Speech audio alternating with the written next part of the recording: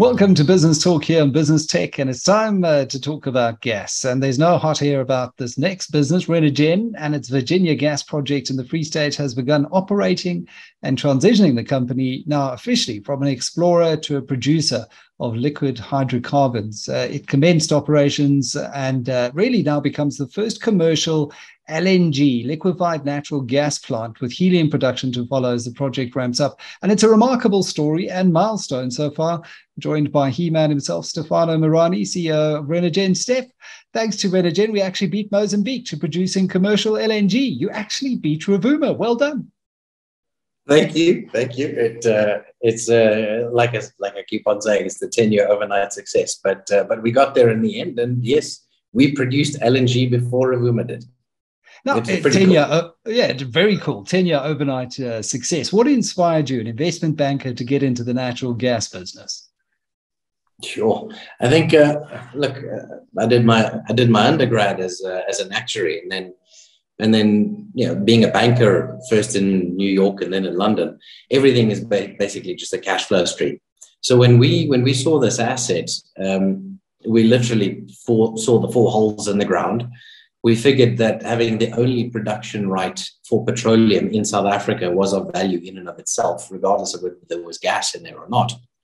And so we figured that we were capable of monetizing the gas from these four wells and producing a paltry little 1.4 megawatts of power for a neighboring mine.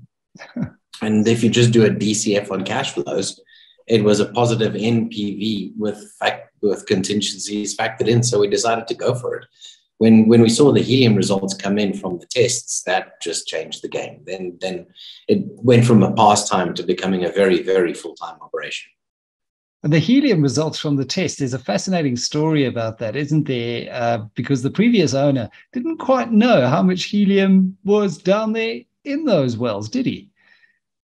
No. So, and we didn't know how much was a good amount either. So it was a case of the blind leading the blind. The previous owners had kept the gas samples. They'd taken gas samples from the well and then put them in these for gas, you take gas samples in these bags, and they look like the pop sock inside your doorsvein, and it almost looks exactly the same thing. And so they were collecting the gas in these bags and then keeping them on the back of the pickup, and they would only drive them up to Johannesburg for testing at Nexa after about a month, when they had enough of these samples to test. But you buy your kid a helium balloon, and the next day it isn't floating anymore. The helium will escape everything, including the cylinders, the steel cylinders that you keep them in. And so by the time that they'd gone up to Joburg, the helium had all escaped from these pop socks. And we were forced to do a test that morning. Otherwise, the company renting the generators to us would not have let us rent the generators under the terms that they offered. And so Nick and I drove down, and we filled up these sample bags, and we to Afrox, and got them tested in the Afrox laboratory, and we saw that the helium was coming in at somewhere between 2% and 4%, depending on which well you were looking at, and the helium had never been there before. And so we went on to Google to try and find out what the hell you use helium for other than party balloons. We saw MRIs, so we called up GE, who is the biggest manufacturer of MRIs in the world. Eventually, we found someone in New York that knew what we were talking about. When I said 2% on the phone, when they asked how much helium we had, they hung up the phone. And then gas company after gas company, that just kept on being the case until eventually it got to the point where we were speaking to one individual at Lindy, and I said 2%. And up to that point, after 6 rejections and people hanging up, we thought maybe there just isn't enough helium in here to be commercial. And when I got to the 2% mark, the guy stopped me and said, listen, if I had €1 for every single time someone's called me with 2% helium in their gas, I'd be rich. You don't have any. We purge and flush the equipment with helium before they test. And only once that's been done do they connect it up. And so they're just reading the helium from their cleaning out of the equipment. It's got nothing to do with helium in your wells. 0.1% would be amazing. 2% is impossible. And then just before he hung up the phone, he was on the verge of hanging up the phone on me. I said, listen, I want a refund. And he stopped and he was like, why do you want a refund? I said, because you just told me that the samples were contaminated, but I got the samples done at Afrox, which is a subsidiary of Linde. So you just admitted to me that you contaminated my samples and I paid good money for the samples. So I want a refund. And yeah, the rest was history. They sent 10 scientists out 2 weeks later, did all the tests again themselves. And then within a few months, we had the first offtake agreement with Linde, who are now great partners of ours. And you know, they're obviously the first recipients of the helium from the plant. So it's all pretty cool. Remarkable. But, you know, that journey from discovering that you've got this huge, helium and liquefied natural gas find in this deposit in a Virginia gas field, to take it from there to production, from a stranded gas asset into production, is quite something. So how has that journey progressed for you? Because you've now got funders almost falling over themselves in order to assist you with capital, you know, fair weather bankers, typical, you'd know. I can't speak too negatively about my alumni. No, listen, I've heard every single excuse in the book as to why this company isn't going to succeed or wasn't going to get to this part. To one of the financial institutions actually telling me that there isn't gas in the ground, and it's like, but we have been producing gas for 7 years now, and we've been running buses on that gas. And we've had 3 international institutions accredited in the United States come out and verify that the gas is there. And we've got all of these experts who've all seen it. And you're going off the back of the fact that they pull gold out the ground and therefore you've never heard of gas in the Free State. It's like, what informs this decision? It's bizarre. It's truly bizarre. I've heard every single excuse in the book. And you're just going to have a thick skin, right? A thick skin, and obviously you need to appeal to foreign investors, because let's be honest, aside from Mazi, who have been absolute champions, they really have. They invested in and I when we were still private. They had the foresight to say, listen, there's something special here. Let's give these guys cash, back the jockeys, and they can do something in the Free State that might end up creating some employment and some economic stimulation. And then they managed to get Sanlam on when we listed the SPAC. And so between Mazi and Sanlam, they've been here from day 0 and day 1, respectively. Aside from those forward-thinking institutions, it's taken a very, very long time to eventually get the South African asset managers on board. That is to do with the state of the small cap market in South Africa. But the majority of our cash has all come from overseas, from the US government, by virtue of that helium is considered critical to the United States national security, from Australians who like a punt on emerging commodities.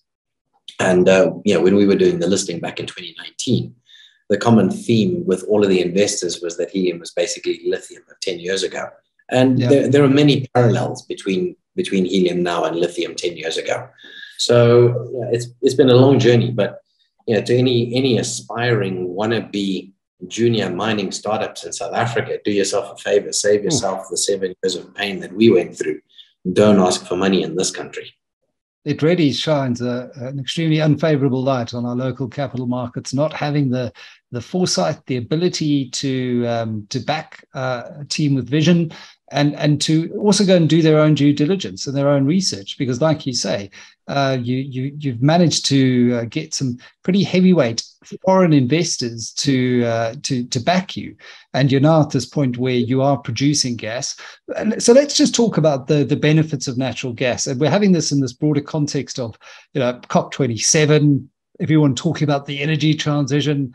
Let's just do everything via renewables, which is clearly, a fallacy. We clearly have to have a mix of energy here. What are the benefits of natural gas, practically and in terms of the broader economy in South Africa right now? So the path, probably the biggest advantage to the South African economy right now, is that the path to switching on a gas-powered plant is the shortest of any technology. And that includes solar and all of these other things. I mean, they're great and you can plug them on. You can plug them in, but the amount of time that it takes to actually turn on a gas turbine it comes on a flatbed truck, and then there's a crane that puts it onto a concrete plinth, and then you connect the gas pipe in and you turn it on and off you go. and you've got power. It's literally, that's how quick. And the analogy here is that you've got to think, so you go overseas, you hop onto your Boeing 777 Dreamliner or your A380, and you look outside and you're safe in the knowledge that there are 4 engines on the wings that are powering you. Well, if you can put 4 of those things on a wing, you can strap them down into the ground. And it's the exact same turbines that power those airplanes that generate electricity. So how difficult can they be to set up? So the first thing is speed.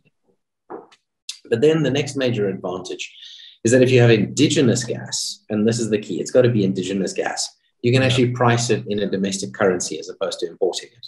Yeah. Which means that you've got stability of cash flows and you can have some kind of predictable CPI-linked cash flow stream as opposed to an imported commodity price. That, however, requires you to develop your onshore domestic indigenous gas. And then the final one, and this is where the environmentalists get very sensitive. But when you look at the science, cradle to grave, and you have to look at this, you have to look at the cradle to grave model. You can't just look at the tailpipe emissions. When you look at cradle to grave emissions, gas actually has a very, very small footprint, carbon footprint, relative to many other technologies. And it's comparable in many cases to some of the renewables when you look at the cradle to grave footprint. So it's not perfect, it's not carbon free, and I'm not claiming it to be carbon free. But as a transition fuel, it makes an inordinate amount of sense. And it is very, very quick to bring online and very quick to establish. And especially while we sit here and I've got the diesel generators whirring in the background in the neighborhood because of load shedding, and we're quibbling here about whether or not gas should be a transition fuel. It has been declared such in the European taxonomy, and so I really do battle with this particular part of the debate when it comes to the way we're approaching the just transition in South Africa, because it seems to make perfect sense for us to be able to exploit that indigenous gas to ensure that we can develop our economy, which sadly remains hamstrung by electricity more than any other factor. Now, you've also pioneered the use of natural gas in heavy-duty vehicles locally. You said you've been using it for 7 years. Could you just explain how that works and how that's also helping to decarbonize the South African economy? Yeah, multiple levels of this. So you can obviously use it as compressed natural gas, and then you can use that in passenger vehicles. So I know that there are a few firms that are doing it with taxis. Compressed is literally, it looks like a scuba tank. You put a scuba tank in the boot and you fill it up to 200 times atmospheric pressure with gas, and that goes into the engine, and there's no conversion to the engine. A petrol engine can run on gas. Gas and petrol interchangeably, no change to the engine. So that's the first layer. The second layer where you start to make a meaningful difference is on buses. And buses, you can either buy a dedicated LNG or CNG bus off the shelf. So most of the buses in Australia, most of the buses in Europe, and most of the buses in America already run on CNG or LNG. And then where you have the biggest impact on reduction in emissions is in the heavy duty trucking. Now, this is where it starts to get interesting, because your 6x4 combination 49-ton truck in South Africa will consume about 42 liters per 100 kilometers that it travels. That means that it produces an inordinate amount of greenhouse gases. Huge, huge, huge. And so as a result, when you strap on an LNG tank and you start putting LNG into the truck, you can either retrofit an existing truck. It's a small conversion. It allows the truck to then blend diesel and gas in the piston chamber, and it improves the efficiency, the operating efficiency of the engine by about 10%. So there's an overall reduction in the amount of hydrocarbon that you burn, and it's just because of chemistry. But then overall, you reduce your greenhouse gas emissions by about 35% because you knock out almost all of the NOxes. You take most of the SOxes out. And then you take a lot of the other carcinogenic elements out there with the combustion of your methane mixed with the diesel. And so overall, the climate impact is quite significant. But then most impressively is that you save money doing this. You're not paying a premium to get a green product. you're actually being paid to switch from diesel to a blend, and that lowers your overall running cost by anywhere from 20 to 25%. We did a pilot on 10 buses for Unitrans, Megabus, and in the 7 years, those buses have saved in excess of 4 million kilograms of CO2. That's just 10 buses. And I mean, if you think of the number of long haul trucks that are doing trips every day because of the collapse of Transnet, I mean, the benefit broadly to South Africa in terms of our emissions is massive. But it's still, in South Africa, you're the only natural gas provider. So it still sounds to me like this becomes a bit of a hard sell because it's a technology that South Africans are not intimately familiar with. What sort of challenges do you face when trying to convince businesses to leverage this natural gas and to join this journey to decarbonize the economy? So for the first plant that we built is a tiny plant. It was a proof of concept. So the first trucking customer is we're looking at establishing the depots inside the filling stations inside the customers' depots, and then they'll be able to do Cape Town, Joburg, Durban, all on their own LNG. The phase 2 rollout, which comes online in 2025, 2026. Sees us put up open source architecture filling stations in Colesberg, Johannesburg, Harrismith, Middelburg, and PE. That means that essentially we've got the N1, N2, N5, N11, and N4 all covered, because you can configure the truck to do Colesberg, Cape Town, Colesberg, and then obviously Colesberg, Joburg, Colesberg. And so the natural result is that with those filling stations, with only a handful of filling stations, you actually have the entire country's network of highways completely mapped out. And that becomes a lot more palatable and a lot easier for people to accept the offering. So for the first one, we're going in customer depot. For the second one, it'll be open source architecture, which then also paves the way for others to then start putting up their own LNG filling stations when they come online. I mean, it sounds like, a lot of people sit around and they wait for the government to move, especially from an infrastructure perspective, and it becomes a bit chicken and egg. You're not waiting for that. It's great to see you moving and not waiting for government to move. What are your predictions for the future of natural gas in South Africa, given where we are, given how bogged down we are, and seemingly endless ideological debates around what technology to use? So look, natural gas, I think we're going to have to follow suit. There's no getting around that. We are going to have to incorporate natural gas in the energy mix. It's a critical component to the energy mix. Nuclear takes an incredibly long time to build and install. And while NuScale and the 4th gen nuclear power stations are absolutely miraculous in terms of what they can do, I'm pretty sure that the waiting list is going to be longer than actually building our own nuclear-fired power station. So we're going to be very, very close to the bottom of that list. That means that we've got to find alternative ways to bring power online in South Africa. And the problem is baseload. As much as everyone wants to wax lyrical about battery and solar and wind, the issue is that you cannot run a smelter on solar and batteries.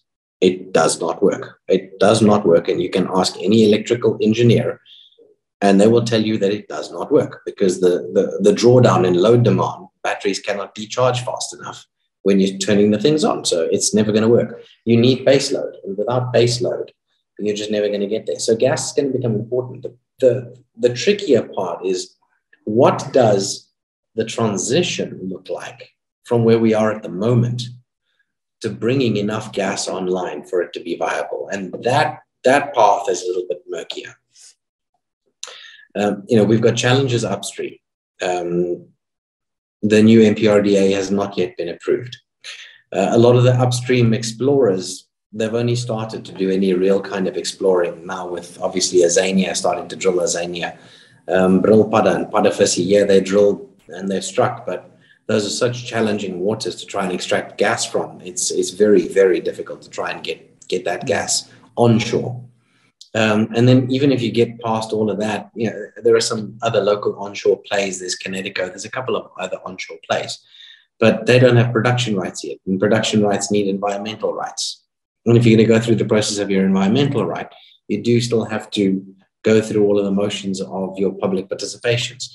There are many, many challenges along the way, which unfortunately is going to push us into the position where, because gas is a critical part of the energy mix, we will bring it online, except that we're going to do it with other people's gas. So we're going to shoot ourselves in the foot again, like we do every other time.